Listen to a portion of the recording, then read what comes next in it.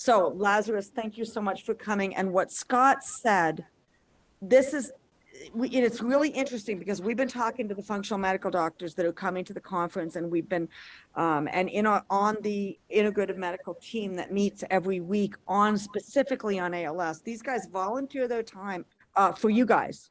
They're thinking, what's working with our ALS patients, what's not working, how do we improve? And they're sharing information with each other, and they're going to be sharing all that information at the conference.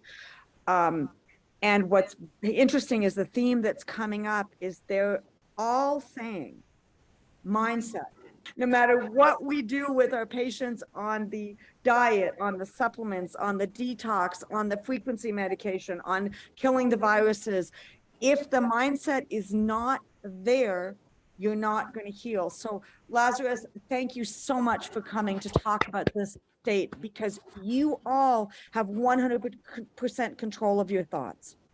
You choose your thoughts every second of every day. So Lazarus, this is a very brief interview, but the point is that he gained a lot of points in 1 year, diagnosed in 18, lives in Ireland, runs the Optimum Mindset Healing for Group, has helped out in the masterminds, and he will be speaking at the HealingALS conference in 2022. And Lazarus understand, he is a very, very special person. And he's going to teach you guys that you're also special people, because anybody can do this. So he's special because he's done it. But just like the 4-minute mile, and I'm going to stop my share and give Lazarus co-host rights, just like the 4-minute mile in, I think it was 1964, can't be done, it can't be done, it can't be done. And then all of a sudden, like as soon as one person broke the 4-minute mile, we had 3 people within a year breaking it, and now everybody breaks it. And Lazarus is like one of the 3 people. He's one of the, you know what I mean? He's one of the people that's done it, and pretty soon everybody's going to be doing it. That's great. Thank you, Tish and Scott. Thanks for the lovely introduction. Really appreciate it. There's one thing I have to correct a little bit on it. You said something about having 100% control of thoughts. I don't at all. I don't have that at all. And it's not necessary either. If we had to have 100% control of our thoughts, we'd have more problems. So unfortunately, I don't have that. Neither does anybody else have to have that. But we do have to be able to influence our thoughts, and all of us can do that. For some of you know me, some of you don't know me at all, so just to give you a few brief words. I've been meditating since I was 18, so I have a long experience dealing with the interior, the inner resources.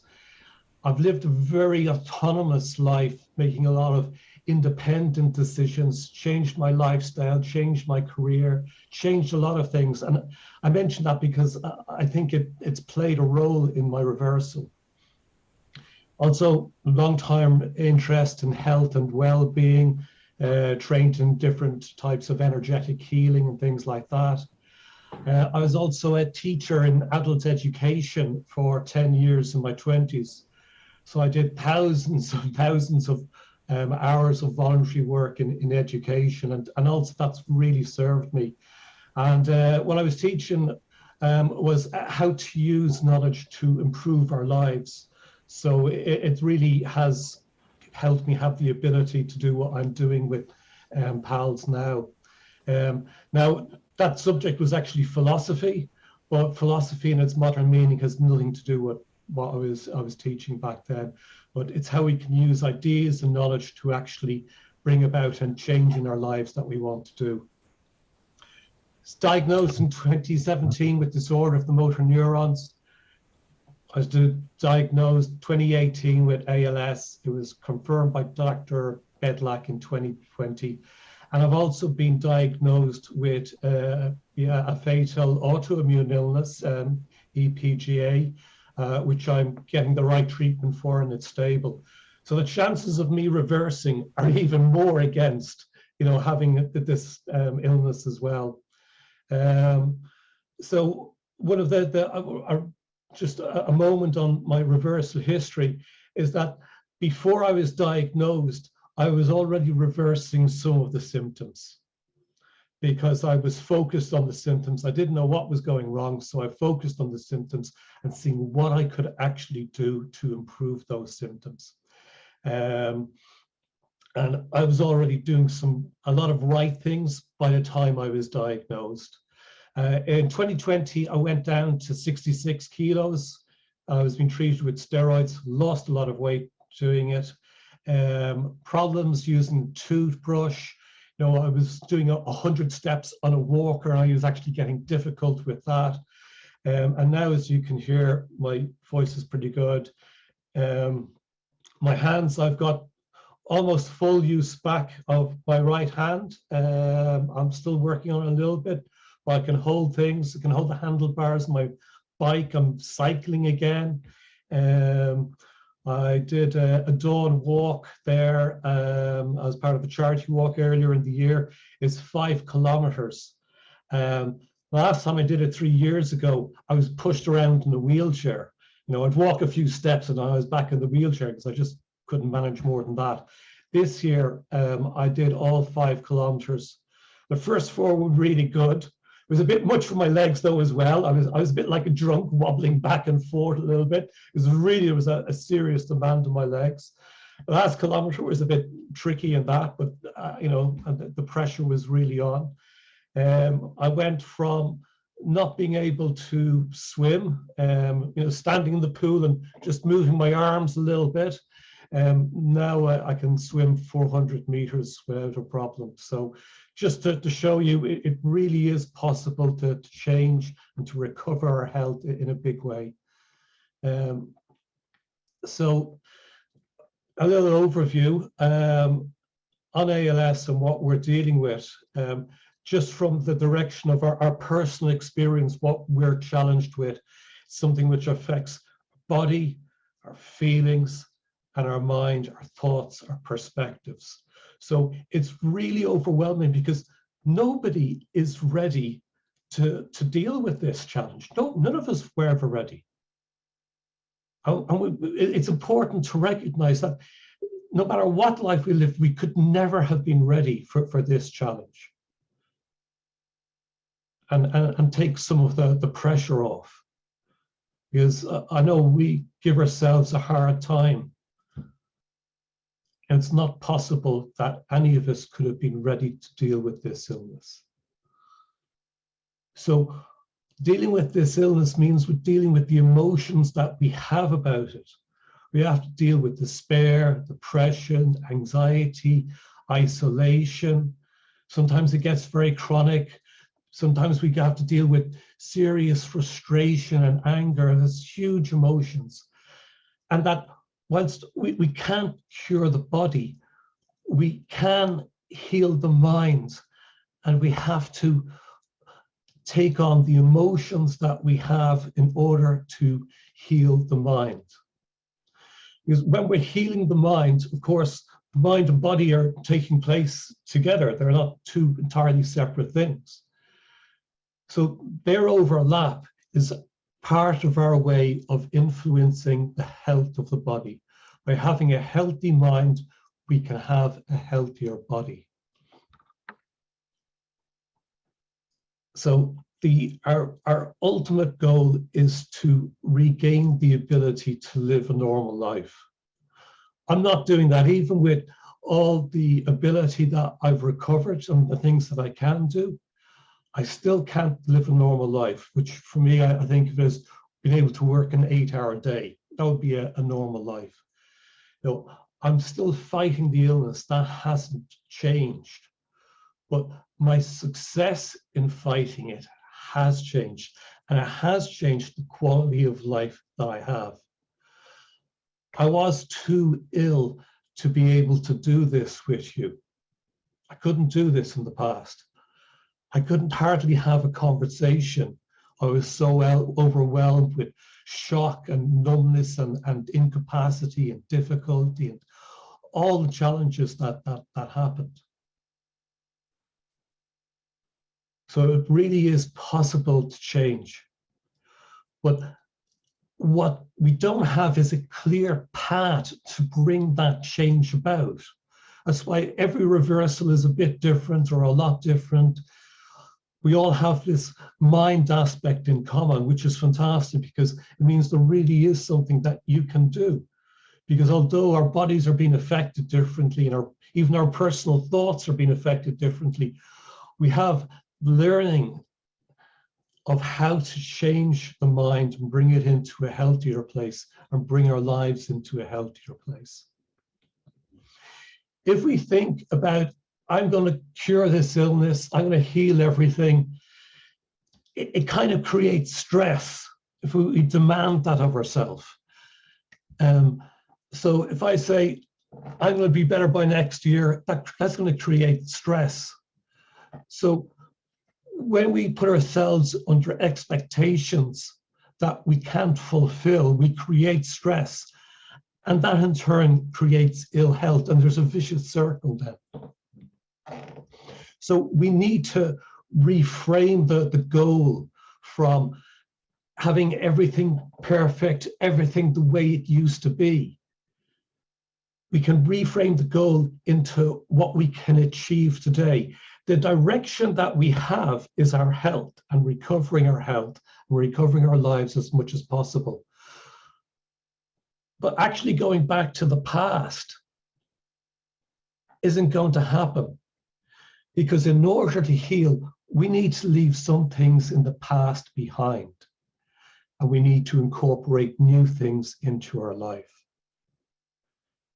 And doing this gives us the ability to take the step forward. So this is reframing our goal. I never think about completely curing this illness. I don't think about it. What I do think about is having the optimal state of healing today, now, and to change the mindset from something that I don't know about to something I do know about. And what I do know, and what I want you all to realize, is that I have health and you have health. We all have health. In the past, health used to be, being healthy meant that we didn't have any serious illness. We might, and we just call that healthy. I was healthy. There's nothing seriously wrong with me. You get a hangover maybe, or this, that, or the other. Well, healthy. And I was. And then I got sick. So then my mind entered the identity and the belief that I was unhealthy.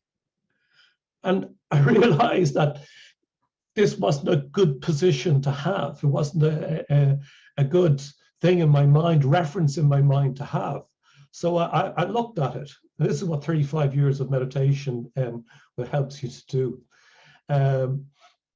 I looked at it and realized that I'm not healthy in the way I used to be, but I still have health. Because if I didn't have any health, I'd be dead. So all of us have health. Maybe not as much as we want, for sure, but we have health. So realizing this takes time, that we have health, and then we then develop a different identity, a different inner resource, which is based on us having health. So once that starts to be established, we can begin to choose to move from the health we have to healthier. So we're not even talking about having the illness anymore. We're talking about having health and becoming healthier. So that's really reframing it, and it's real. It's not a trick. It sounds a bit like mental magic, or mind magic. Maybe it is in a way, but it's real, because you can test that out yourself. Do I have health? The very fact that you're asking yourself that question means you do. So we need to challenge the habits of the mind, and that's an example of one of the key habits of the mind that we need to change. But bringing all this change about also can bring up the stress levels as well. So we need to factor that in. And one of the other aspects, and it was mentioned earlier, the parasympathetic and the sympathetic systems, is that when we actually reduce our stress level, we're actually go into a healthier place. Our body's more relaxed, the blood can flow easier, we can think easier, we can feel easier, we can act physically easier. So this isn't a small thing. This is actually really key to reduce our health, is reduce our stress, is absolutely key to healing. And whatever is in the way of that happening, we have to deal with. The good thing is that we can make choices that reduce stress. And we're making a choice that reduces stress, we're making a choice that is for our health. So by making choices that reduce stress, we become healthier. Now, we're in a situation where, for some of you, what I'm saying is new. So to take this on board is taking on something new, and new choices are naturally stressful. That's just normal. If it's a new activity or challenging ourselves in a new way, there's an element of stress with that. So we still can't quite get away from stress, and we have to make even new choices to reduce stress. Could be stressful.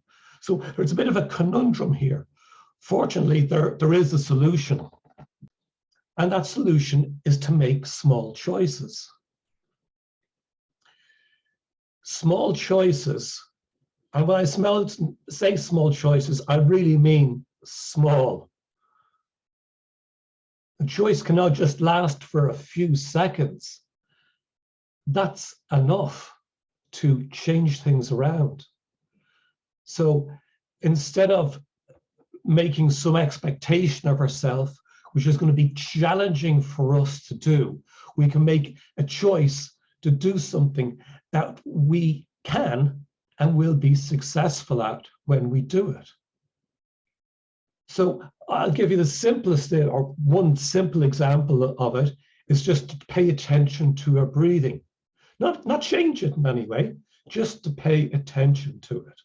That's all, for 5 seconds. So we're going to do that now for 10 seconds.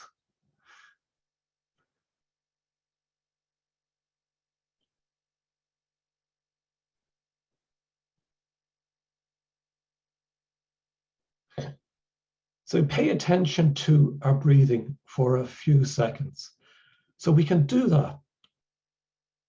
And what's the point? Well, the point in paying attention to our breathing is that when we pay attention to it, it starts to relax. So by paying attention to our breathing, we're making an act of reducing our stress. We're making a healthy act. So this is a successful choice. We can do it anytime when we're awake. It's a small one. We don't have to do it for hours. We can just do it for 10 seconds, for 30 seconds. We can do it for the next minute. And then we can do it again for the minute after that. We can make that small choice as many times as we want. And this is the same sort of method that's used in meditation as well. So small choices can be applied not just for breathing, which is a physical one. We can do it for our steps. So instead of trying to go so far or to do so much, we can just do it one step at a time. Literally, this step, healthy, healthy, healthy, healthy, step, healthy, step. You get the feeling of it. So that's a big part of the program of how to apply these resources that we can develop in the mind to how we use our body and engage with our body to develop muscles again, which I'm doing for a while now. We can also make small choices regarding our emotions, because emotions are going to get in the way there. And one thing that I feel very strongly about is that there's no bad emotions. Now, all the emotions that we have are there for a reason. Anxiety helps us to have the energy to do something in a difficult situation. It stops us from sleeping through it and things getting worse. So anxiety actually has a source of usefulness and strength in our lives. And we can ask, is it possible in this situation that I can be calmer? Because if it's possible, not definite, just is it possible that I can be calmer right now? Is it possible that I can be calmer? Well, yeah, it's possible. And usually just asking that question itself is enough to become calmer. Some people have more difficulty with it, and in my group, that's one of the things that we work through. So we can directly impact our emotions. And the same with the mind. I've given that example with the health to healthier. I have health. This is more powerful than a placebo, which is wishful thinking. It's not wishful thinking. It's true. I have health. So the optimum state of healing, which is what we're trying to develop today, now, is something which is created by thousands of small choices. It's not a case of I understand this once, it's understood, I'm done, I'm moving on.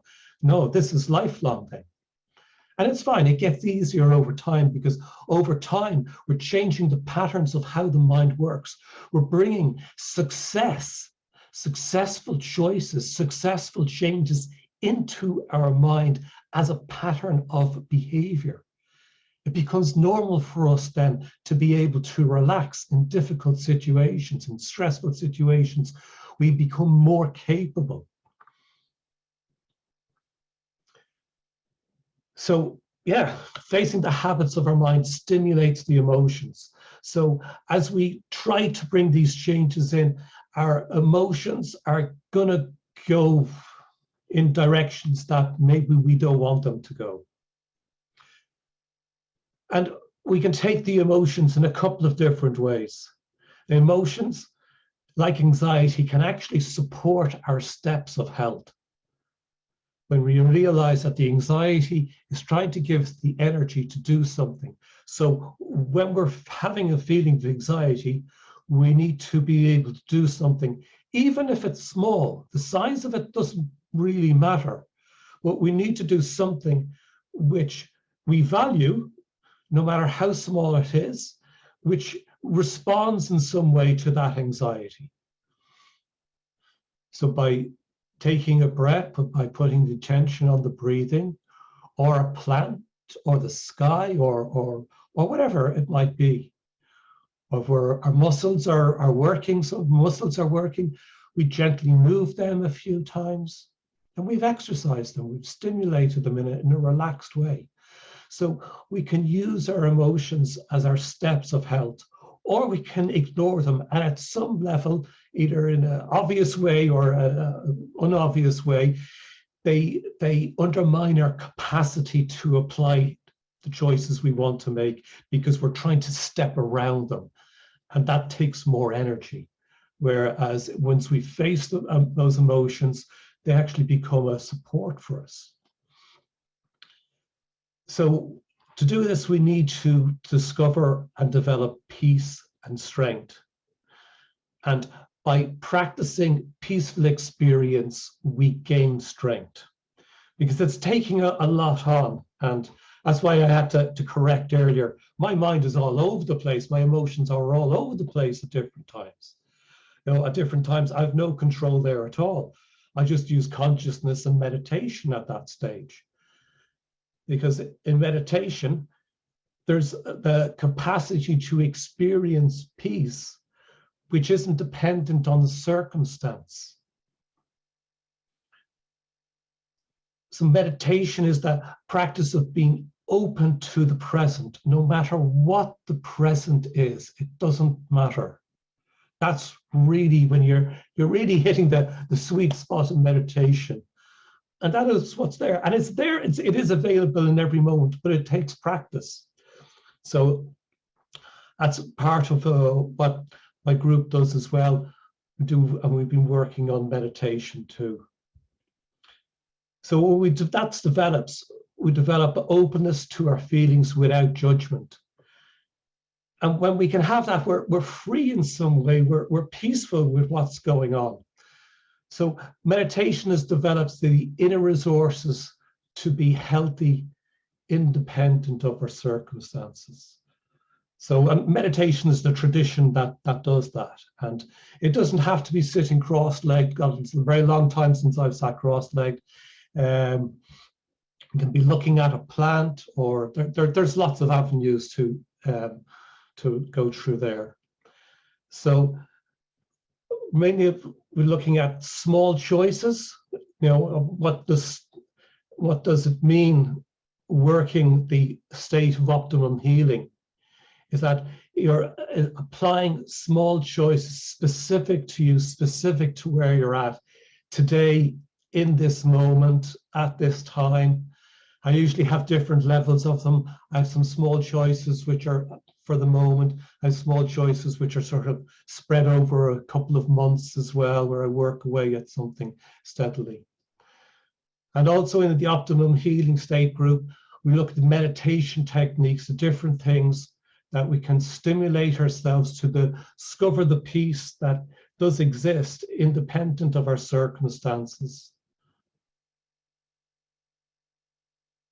And we can bring that into our lives.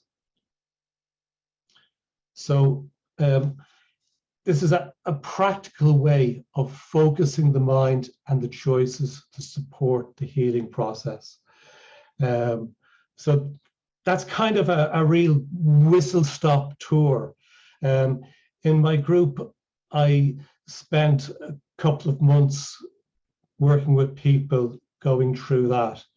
And a lot of people have come from HealingALS community to take part in the workshops I run.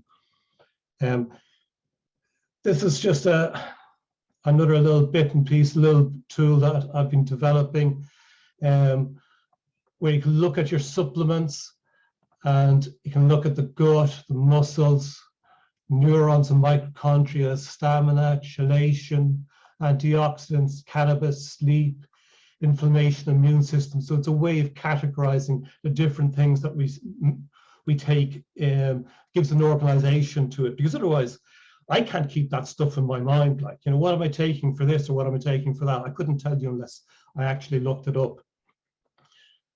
But developing this kind of thing takes lots of choices. And we do need to develop this to different extents. So really we need a system to organize ourselves, to bring ourselves into a calmer state of mind. This is an example from my program of the different activities where, you know, how long are you going to spend each week doing resting? Resting, I made the #1 activity that people need to do, because resting means that we also have a restful relationship with our emotions and thoughts. That has to be, we have to be making progress there at the very least. We have to be engaging with that in order to really rest. Well, I know a lot of people don't really rest. Pass the day maybe not doing very much, but not actually resting, going into a state of rest. And a state of rest is also a state of healing. They're not opposite things. So how many hours a day do you spend doing nothing but being in a state of healing? So that's something that we learn to do. So that's an activity I recognize. Then, you know, She Machine, EMS, bionic gym, sauna or heat treatments, meditation, breathing exercises, compression gear, and so on. So it's just a way of trying to organize a path, steps forward to do that.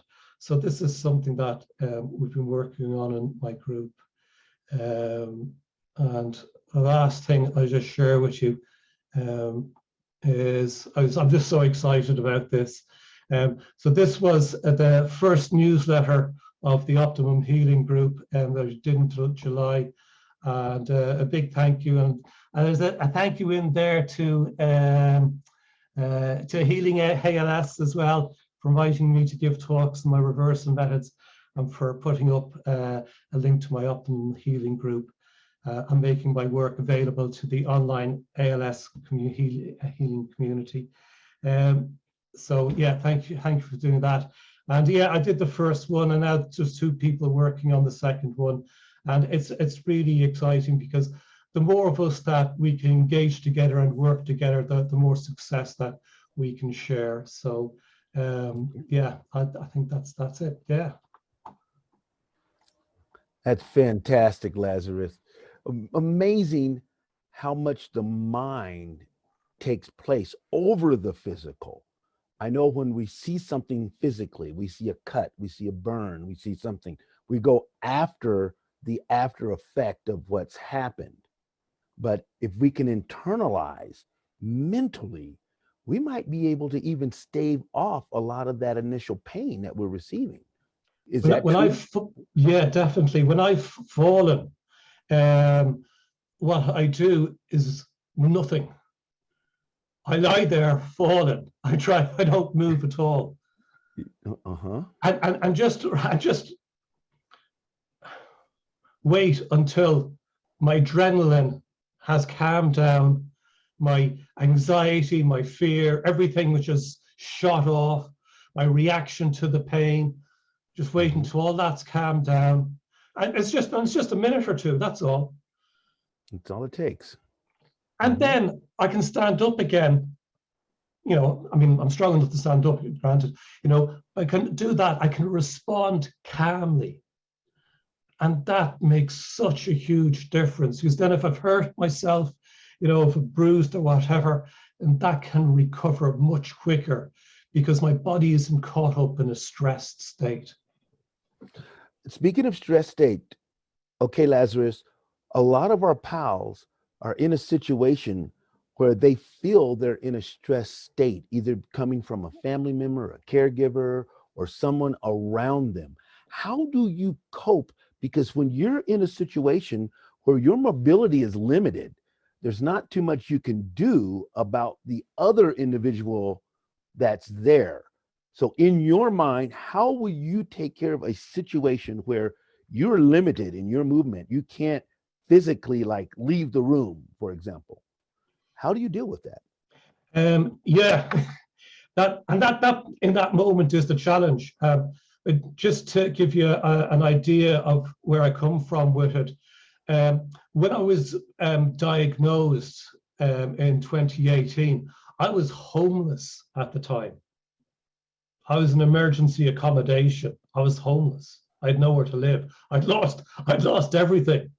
I had no support from my family at all, and things had kind of stretched out. And I went into my illness in a really isolated way, because I was used to that from living an autonomous life. I was just used to doing whatever I needed to do. I wasn't used to needing people or that. So I just didn't have those kind of skills.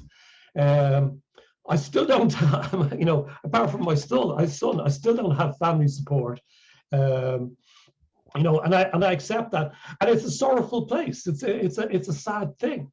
You know, I also was terribly badly gaslighted by doctors, some awful things. The senior doctor, Orla Hardyman, said to me, well, the motor neuron damage has spread, it had gone into 3 limbs, and she said, I'm going to diagnose you with anxiety, ha ha ha, and laughed in my face out loud. No. Yeah. I have a witness, and I have a witness statement, and there's been, you know, so, you know, stressful circumstances, you know, how can you actually face this reality? You know, it's impossible. You know, I can't fix that. I couldn't fix the doctors. It's taken 3 years for the hospitals to actually, now they're actually responding with respect to me after 3 years after diagnosis. Now they're there. And you have to hold your own space inside yourself somewhere. You know, I had meditation, so I had a place of peace that I could go to. And I had some advantages like that. But for anybody has to find that place of peace inside themselves, independent of their circumstances. Whatever their way is of getting that, it varies from one person to another. I talk about meditation, but you could have talked about other things which are more culture specific. Meditation is quite universal. It's just dealing with the experience we have of being by ourselves. It's just dealing with this quiet experience. So there's something universal about that. So that's why I use that method. And that's what they have to learn. Like, in this situation of stress, is it possible for me to respond calmer? Is it possible? Okay, yeah, it's possible. So even right now, it's possible just by me putting my attention on my breathing or whatever helps to put me in that direction. So it's not to solve all the problems. It's not to control all the mind or the emotions. We can't control other people. We can influence ourselves, and we can influence how we respond to the situations that we have. Even without changing anything outside, we can influence how we respond. And that's within us to do. That's what we have to practice. And the best thing to practice is the easiest thing first. What's the easiest thing I can change? Not the hardest thing, the biggest problem. What's the easiest one? And that's where our successful path starts. Yeah, I'm so impressed with a couple of things you said, because the bottom line is stress never ends.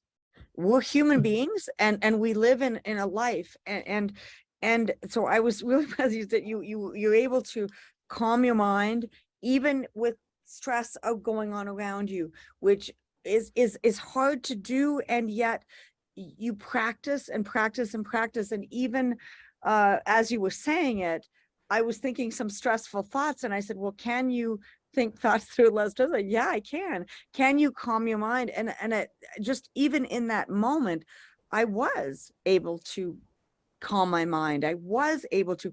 And so I love the fact that you asked that question. So that was so valuable. The other thing that I noticed is you taking time to rest. And I'm assuming this is rest with no electronics, because a lot of times people rest watching television or watching a YouTube video. So can you talk a little bit more about that state of rest during the day? And I'm talking about sleeping. I'm talking about taking a break. And you put that as number one, which a lot of people are with ALS are just going, I need to do this. I need to do this. I need to do this. Okay, now I'm going to do my PT, and now I'm going to do my breathing exercise, and now I'm going to do this. I don't think rest is in their schedule. So could you talk a little bit more about that? There is and I watch TV as well. So it's not about excluding all activities which are not restful or whatever. It's not to have a black and white picture, but it's to understand that rest is a real beneficial activity. We benefit from it. And it's one that doesn't take any energy to do. So why don't we spend more time resting? And it doesn't have to be for long. We don't have to, I recommend people spending at least 3 hours a day resting. I think people, I used to spend more like 6 to 8 or 10 hours a day resting, which is also meditating. They're not, because you're conscious and you're resting. So they're not exclusive things. There's a real overlap. Otherwise, if you're looking at the TV all the time or a lot, and you're never really resting, then you're putting on that TV stuff or that social media stuff or whatever that stuff is. Even though your body's not moving, your mind is engaged with those activities, and therefore is not resting. You're not resting. You're just not doing anything physically, which is not the same as resting. So resting is a choice, because I can tell you, I never used to rest. Resting was something that was totally absent from me. You know, I ran my own fair trade business for 10 years from, you know, India, you know, throughout Ireland and stuff. So I didn't know what rest was. That was just something other people did. Well, you know, yeah, fatigue introduced me to resting. I learned that resting was something you can do when you're fatigued, and you come out of the fatigue in a better state. Well, as our moderators are getting ready to give you a few questions coming from the chat, what are some of the things that you've used to help you rest? Because in our day, we can't just turn it off, boom, rest, turn it back on and go back to our schedule. I know some people use cannabis, other people use music. Mark Manchester talked about how he used music to help him get in that nice, relaxing state. What are some of your methods or any methods that you suggest for PALS? It's a thing of personal exploration, to be honest. I have a long background in meditation, so for me, I don't need to do anything at all. So, you know, that's very easy for me. But for other people, music can work, but it has to be the right kind of music to some extent that you can actually rest with. Some music often has an emotional component to it. So I don't actually recommend music for a deeper meditation. But maybe you have music which really just helps you to rest and to let go. So if that works for you, it works for you. You know, I spend a bit of time looking at my plants as well. I just stand at them and I just look at my plants. That's it, you know, and sometime later, you know, I'm just resting looking at my plants. So it's a neutral aspect of nature. I think any aspect of nature which we can connect to it, that will help us to rest. And then, you know, we can also go and you can link up, you know, when you practice meditation and you can start to behave physically in a manner which is resting. So you can move and be resting at the same time. You can go to that level of not being stressed that you can move and continue not being stressed. It takes practice, but it's you know, yeah, it's people have to find their way with that one. I can't tell people what to do there. And my part was meditation, but people can link in and say, well, what's going to bring me into a more restful, a more relaxed, what will just help me relax? And that's a starting spot. And then maybe that works for 10 minutes and then you can stop. And then you need to turn that music off and just rest a bit deeper without any interaction. But you can, with practice, learn to do it for, you know, 30 seconds. I do it all the time. Even during this, I take moments where I just rest, relax, and let go. Practice will get us there. That's fantastic. So we can look towards the chat here. I believe Bill and Marie and Glenn, if you're there, are you able to unmute yourself? Yeah, they're all co-hosts. So just start and just pick a question that hasn't been answered yet, because a couple of them have been answered, which is great. So Glenn, why don't you start out? Sure. Linda asked, Lazarus, did you or anyone try hyperbaric O2 therapy? I haven't. I know people who have, but I don't know of any clear positive results. So I don't know about it. I haven't really investigated. Sorry. Yeah, there is quite a bit of evidence of oxygen therapy, like oxygen with exercise. Ozone can be done at home as well. For example, ozone, rectal insufflation of ozone is something you can do at home. So there are a lot of, there are quite a few PALs that have used ozone in one way or the other, as well as oxygen therapies. So just to let people know that in general, It's one of the things. No one thing is going to No. heal you. It's a whole bunch of things. I don't know anybody that did it with that alone. It just doesn't work. Interestingly enough, with mindset alone, there are some people that have healed pretty much with mindset alone, which I don't even, it's amazing. But that is probably what Lazarus is talking about today, is probably the number one factor in all of the ALS reversals that we've spoken to. Right? If you can't rest, accept your reality and rest, then you're not in a healthy enough position to really reverse at a deep level. You can do some tricks like put on, use compression clothing and stuff like that, but we really need to use develop our inner resources to do that. And I think like the O2 hyperbaric treatment, things like that are really worth trying for 3 months, 6 months. We really need to make a strong effort to do those therapies very seriously for a period of time, because we don't know which things are going to work for us. So we need to make a serious effort to find out. That's great. Hey, Lazarus, thanks for speaking today. This is awesome. There's a question in there from Bill Knott. He said, Lazarus noted in a Facebook conversation about trehalose that taking vanilla extract blocks trehalose in the gut, allowing more of it to get to the brain and promote autophagy. Is that how you say that? Does anyone have any information on this?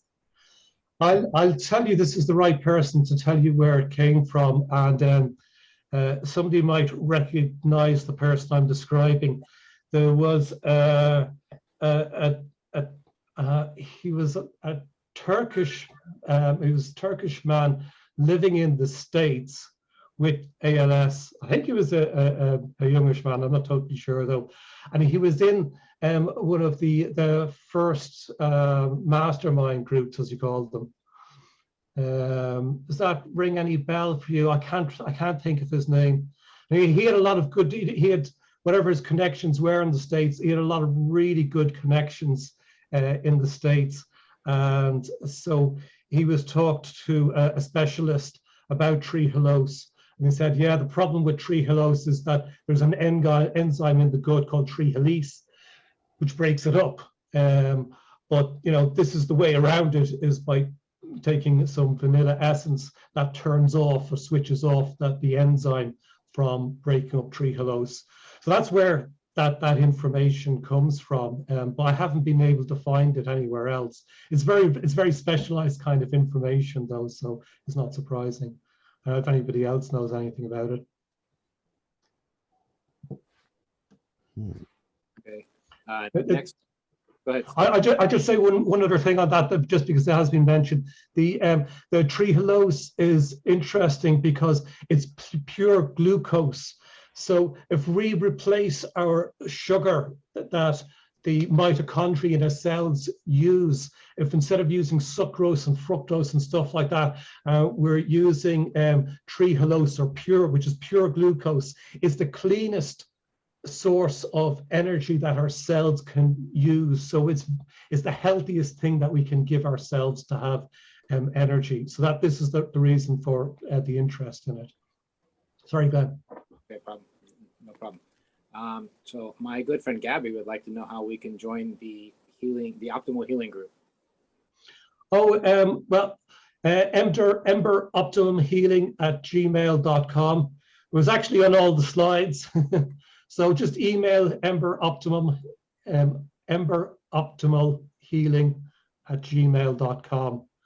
Yeah, and that is on HealingALS.org too. If you look at the Yes. homepage, you got to work your way down, guys. It's there. That email is there as well.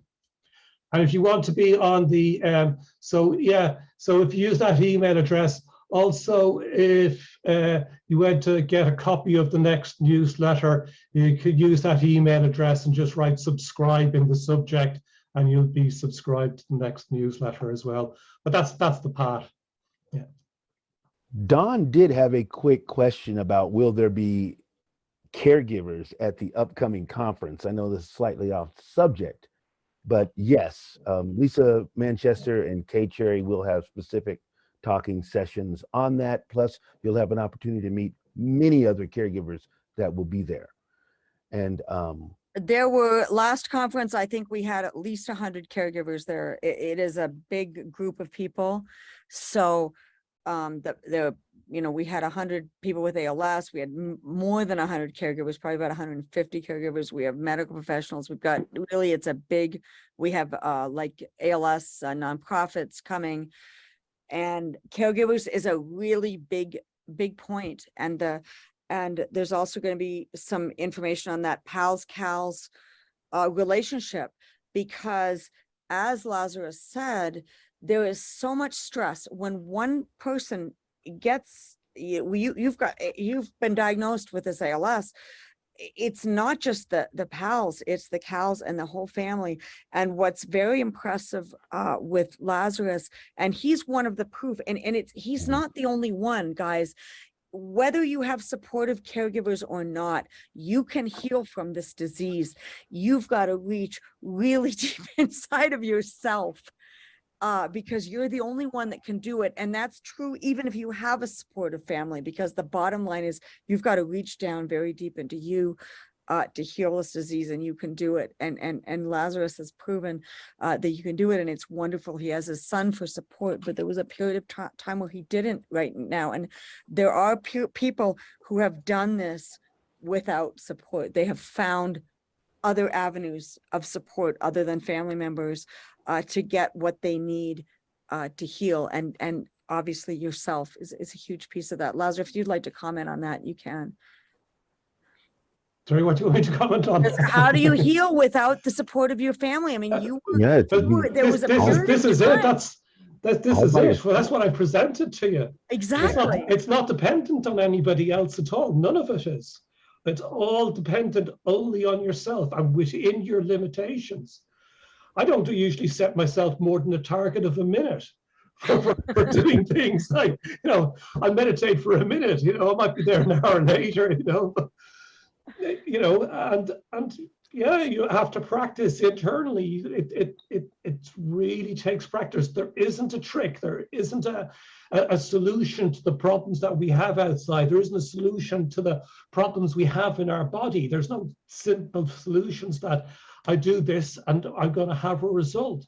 So we need to change our relationship with the problems of our body or the problems outside. So first of all, we need to develop a healthy relationship with ourselves. And once we start developing a healthy relationship with ourselves, from there, it's easier to develop a healthy relationship outside.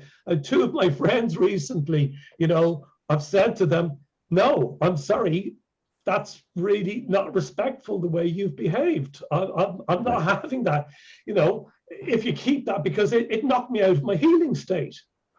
I'm not having that, I care for you and friend and that, but this is a mistake for me. So either you respect that and we work something out, or that's okay. But I'm not sacrificing my healing state for anything or anybody.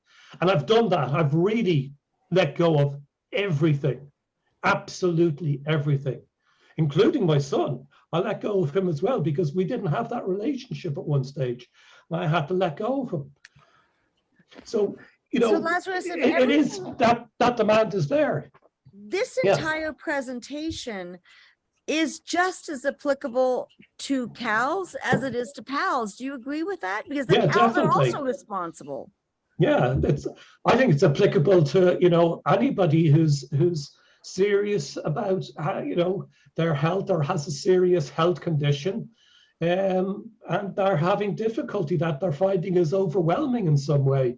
I think it's applicable, definitely for CALS to get more into the moment so that they can relax a little bit more and do things better and take care of themselves better as well. And, there's little time available to do those things. But we don't need lots of time. We need to use little bits of time rather than trying to have big bits of time. Learn to use how little bits of time will help. CALS can do that. Yeah, so the emotional well-being of the cows is just as important as the emotional well-being of the pals.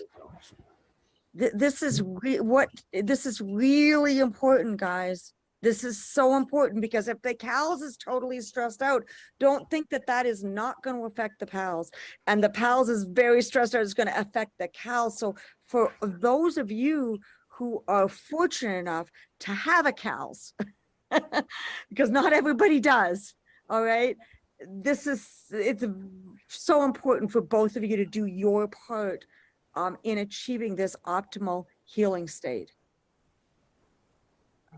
I can't stress that enough.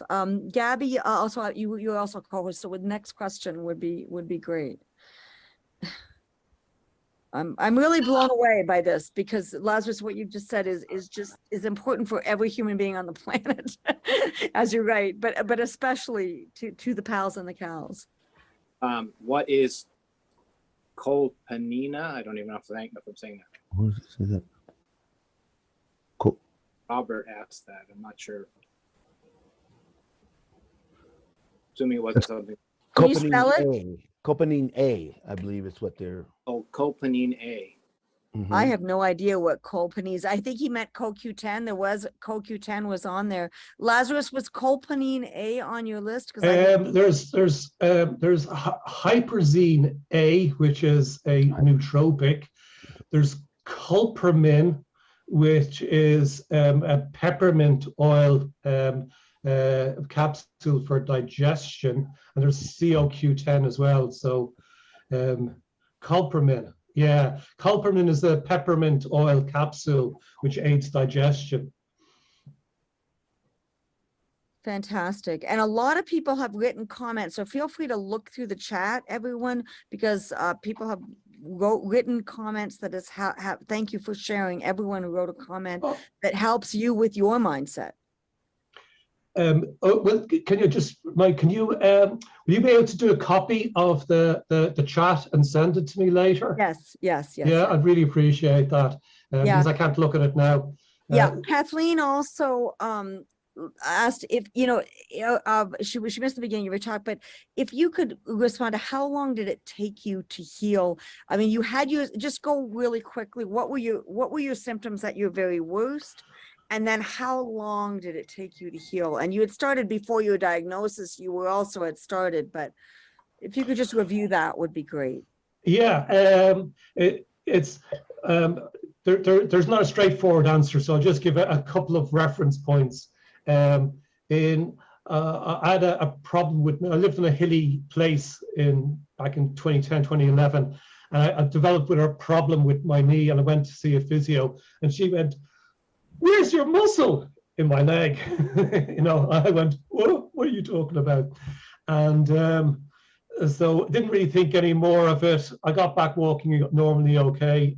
4 years later, 3 or 4 years later, there's the strange twitching, and I go to my GP. 4 years after that, I'm diagnosed. My weakest was when I went down to the 66 kilo. They were on steroids, and it was actually due to the autoimmune illness that I hadn't been diagnosed with yet, that they were trying to control inflammation in my throat. And the steroids were causing massive damage, massive muscle loss.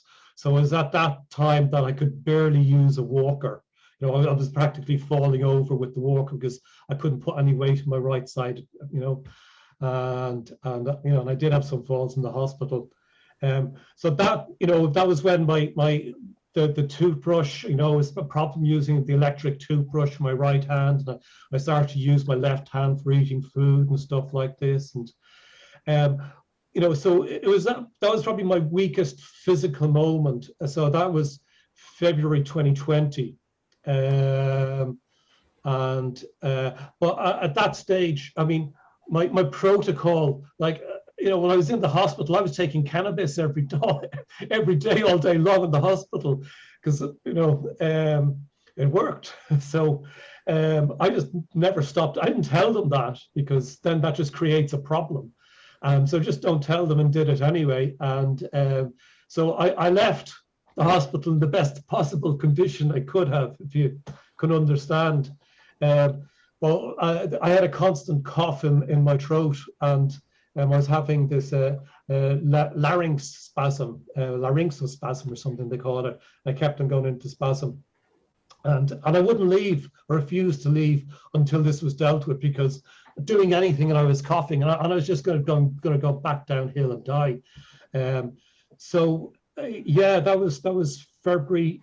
You know, I mean, I was improving as soon as I was out of hospital, and I just, you know, overall I haven't stopped. I have ups and downs, and now I'm getting the autoimmune condition treated once a month. That has an impact.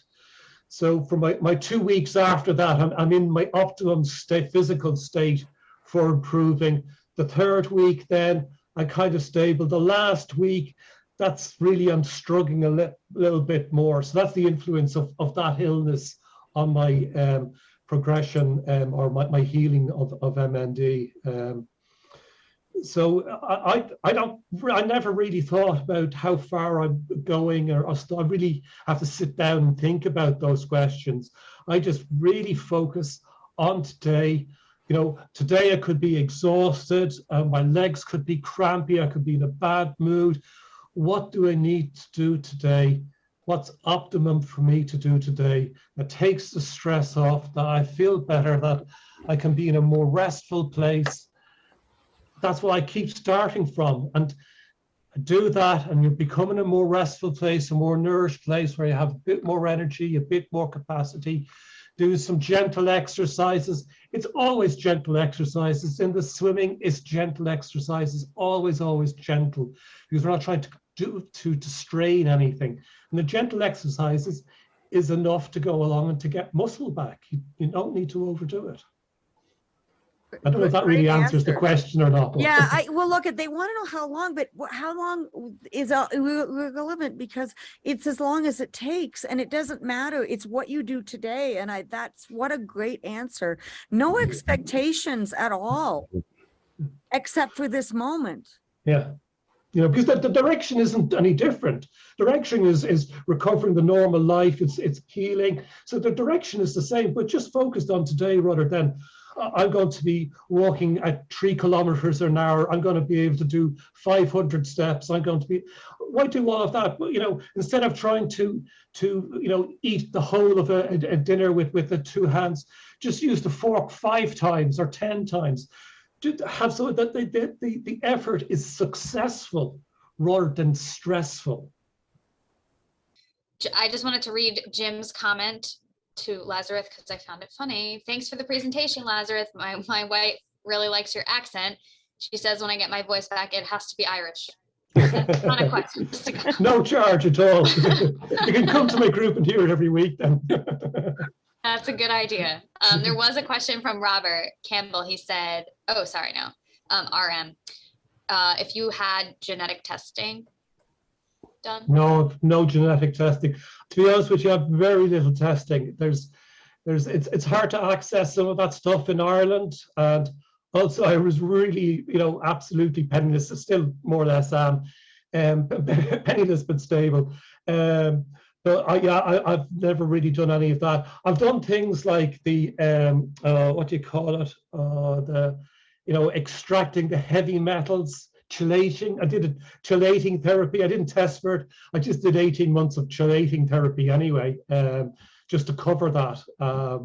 But I've no testing really done. Right. And just to understand, anyone with genetic testing, the reversal rate is the same, whether you have the genetic markers or not. So people with the MTHFR gene, the SOD1 gene, the CC whatever 9 gene, all of these, there are examples of everyone with every genetic defect, quote unquote, ALS gene that have recovered.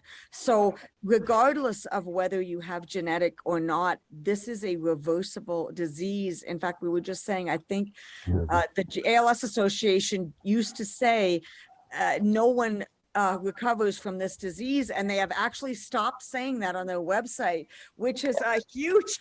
Wow, that's amazing. The wording was not quite there. I saw it for years and years. The wording was 100% terminal disease. Right. Literally, And just it to had realize 100% all of on us there, as, yeah, and they took that down now. and all of us as human That's beings are 100% terminal, just to, everyone on the planet, if you're human. I think the only two people who have made it were Elijah and I forgot who the other one was. Made it off the planet without dying. So just to be really clear, we all have a terminal. So Glenn, I think there was another question, and Gabby, why don't you guys, and Bill, why don't we just do one more question each, and maybe just let's get them really quick so we can go to the breakout rooms. Yeah, so Jasmine asked a little while ago, she wanted advice on resting that you might be able to think of. Although everyone's circumstances are different, I have two small children, 2 and 4. So can you envision a resting approach that could be successful? Yeah, that's very important. With a Yeah. 2 and a 4-year-old, boy, that's tough, Jeff. That's a lot of Definitely work. while they're napping, they do take naps at that age. Go No, ahead. I don't think waiting for them to nap is actually the answer. I know it's the obvious answer, but I don't think it's the key. I think that the key is actually learning to rest when they're busy and when they're demanding, and still resting, because it's the best thing that you can do. So you have to find your moments in the day when you practice it, when that demand is less, because in order to develop a capacity of resting at any moment, you need to practice it when there's less stress, when there's less demand, where you have to make choices that will create space where there's less stress and less demand. So, Lazarus, how old was your son when you first started experiencing symptoms? I think that was like way back in what, 2013? I think it was. Yeah, well, I remember saying to him, he was like in his mid-teens, sort of 16, it started to affect me emotionally. And I remember saying to him, I was getting upset about something. As I said to him, I don't know what's going on. I'm not like this. It changed me emotionally completely. So he knew my to give you mid-teens. rest. He was already a teenager. He knew to give you rest, right? Oh, he's a teenager. He just wanted to go off and do his own thing. So, I didn't have to face that, but facing emotional difficulty, the context of the emotional difficulty is different from one place or one person to another. But we all have emotional difficulty to face. So with kids who are making demands, and your feelings about the kids and your feelings about your relationship with them into the future, that's going to be a source of stress. So those difficulties, those difficult emotions have to be faced. Yeah. And I think you can't skip it. Yeah. Do you consider rest if you're watching your 2-year-old play with their toys, that and they're busy at that second, is that considered rest? Why not?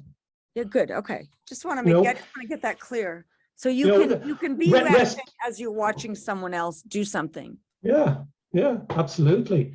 You see the kids are happy or busy in the moment or interested in whatever they're doing, and you can just let out a sigh.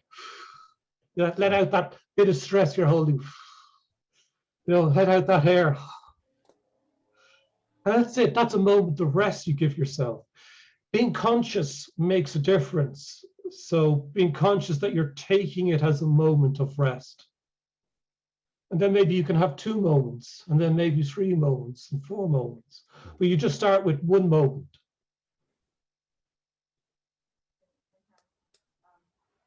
Great. Let's get some of these other questions done so we can go to breakout rooms. There's a few people that are asking about cannabis. I don't know if you mentioned that you were taking it, but people asked if you're still taking it and in what capacity. Proportion. THC and CBD, I think they asked. Yeah, I take I played around with it a bit. I used to just take THC, and the difficulty with taking THC is that if you take a lot of it, you get really high. So eventually that gets a bit boring and unpleasant. So I've played with, so I started mixing with CBD, got a really good source, and so I've done 60-40 in both directions, but I play around 50-50 is what I do. And also I mix it with a fat, coconut oil or MCT, because then it binds with the coconut oil and passes through the brain-blood barrier and goes into your spine, which is where we really want it. Yeah, so when I was really reversing it at one stage, I think it was winter 2016, and I'd been off cannabis for 6 months. I was trying something that the neurologist was giving me, and I said, maybe cannabis is contributing to symptoms. I wasn't diagnosed, no idea at that stage. So stayed off cannabis for 6 months, and I was on some, I think it might have been called Lyrica. Yeah, I think it was Lyrica. And I ended up being really chronically depressed for the first time in my life. Waking up depressed in the morning, depressed all day long, and I went, oh, this is what chronic depression is. I never had ever experienced it before. So I just gave up Lyrica and had some cannabis, and which you're apparently not supposed to do, but I had no problems coming off Lyrica because I was on cannabis. And at that stage then, I'd also lost a huge amount of movement in my foot, my ankle, my toes, my hip, my right leg was very, very bad. And so I was taking huge amounts of cannabis oil. I was taking about 2 grams of cannabis oil a week. And yeah, and I was applying the strategies which I've described and more. And just applied that. Now I take about 160 milligrams a day. That's 80 milligrams of each. Well, if you want to reverse it, because my reversal is stable, so I don't need to take massive amounts. So I'm just topping up things which are already good, if you know what I mean. But if I was going to if I was in the position where I needed to reverse, now I haven't had any reversal, I'd be taking 3 or 4 times that amount. I think you should be taking large amounts of cannabis to go along and to push through a change of conditions in the central nervous system to support healing to take place. And Lazarus, was that like an oil that you're taking, like drinking? Yeah. Oil is the easiest way to kind of measure the quantities. So, I'd recommend to somebody that they take a minimum of 200 milligrams CBT, 200 milligrams of THC per day. And you're not going to be operating heavy equipment with that, but you're probably not going to be doing that anyway. So, and you should be able to, I think, people need to arrange their circumstances so that they can take that kind of quantity and it's not a problem. And that needs a bit of organization. That takes a bit of will, that does. Are you ingesting that or are you inhaling it? I take capsules. You take capsules, okay. I take capsules, so I just take capsules with all the other capsules I take. I take it 4 times a day. So I'm maintaining a high level of cannabinoid support all the time. And one of the things to remember with cannabinoids is that our body produces them. And why the neurologists aren't testing people for their cannabinoid levels as a basic neurological test, not just for ALS, but for all the other neurological problems, I don't know, but I suppose they don't want to go there. But that's where it's at. It does make a massive difference. So please take it. Dad, you wanted to know, I think, I don't know whether Jim got the spreadsheets are in the notes, Jim Getka usually does screenshots. So I would assume that they will be in the notes to the, to today's recording. That was asked by Nettie. Oh, for the planning stuff, is it? Right. Yeah. Just to give people an idea, they have to make their own, but yours were very nicely done. Yeah, I'm working on a website at the moment. So the best thing to do is if you sign up to the newsletter, then you'll know when the website is open, and all of that material will be accessible, and it'll be blank as well, so you can, you know, it'll be able to fit it in according to your own needs. Yeah, someone asked about the Chi machine. I don't remember when that was, but I noticed, I don't think we answered it yet. If you could just explain very quickly what a Chi machine is, and then you should all be able to Google that as well. But go ahead, Lazarus. I've been thinking about what's my favorite piece of therapeutic equipment. And it's been a hard competition. I've been thinking about this for months, actually. And it actually comes down to the Chi machine. It's not the sauna, which produces heat shock proteins that straighten out the neurons or the proteins. It's not that, and it's not, you know, the EMS kit. It's actually the Chi machine, because the Chi machine, it moves, it sends a vibration. You put your feet rest in it. If you're lying down, your feet rest in it, and so it sends can I demonstrate it on the screen? So your feet move back and forth like that, and as that happens, that movement goes all the way up your spine. So even your head nods back and forth like that, or you can have your arms over your head lying down, and you get this movement going back and forth. I love it because you can have no movement ability at all and use the Chi machine. So every single person can use the Chi machine. That's what I like. It's been proven to it's been researched by medical professionals in Australia, and it's proven to improve the lymphatic system. And my theory is that they also have found that we've got a lymphatic system as well, which also has a rhythm. So we've got this part of our spinal fluid is a cleansing, healing liquid, which moves up and down the spine. And so when we're going back and forth, left and right, that whole movement is stimulated.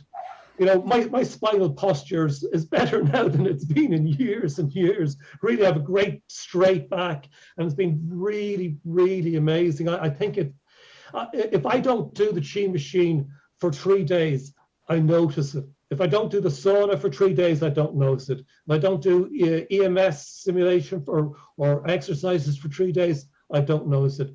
Chi machine makes the biggest difference to me. So yeah, definitely invest in it.